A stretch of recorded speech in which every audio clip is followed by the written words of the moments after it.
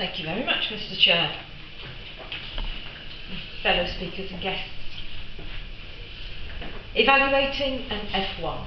But that's actually quite easy, because all a person has to do to get through an F1 is to stand up and speak.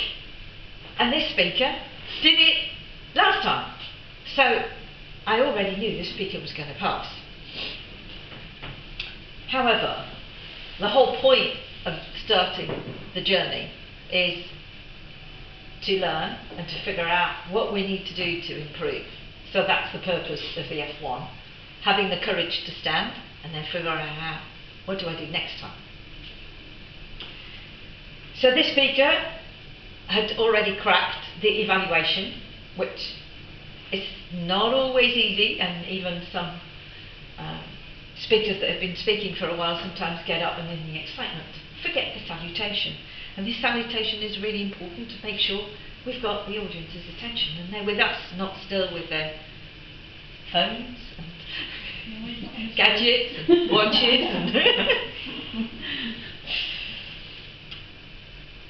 the speaker gave a good introduction to the subject. It was about the pathway and the journey, and made that link between the pathway journey in work, but actually how the pathway had already started much sooner in his career. So very good opening. We knew what the subject was going to be about. Really helps.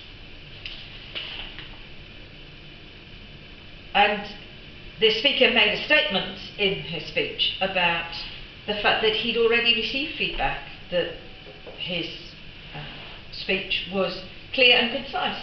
So I will second that. Yes, it was clear and concise, even despite the length of the speech. So the speaker used the notes and it was mostly read, and that's perfectly acceptable at an F1 level. There were a couple of learning points. The protection of hands in pockets and switching hands.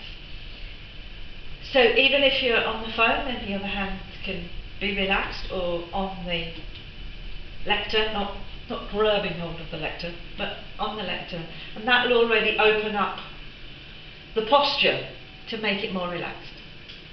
Which leads to the second learning point, which is taking a breath. And the speaker did take pauses and take a breath, but in that breath it could have been slightly longer, and that would have been an opportunity to actually scan the room. That might have been the scariest bit though, hence sticking to the phone, which is okay. The speaker also used practice makes perfect, and I learned that actually that isn't true. Because if you practice something wrong, you don't get it perfect. But practice does make permanent. So if we continue practicing our speeches, we might not get them perfect, but the skills that we learn, if we keep doing them, will become a permanent fixture in our brain, that this is how we can do it really well.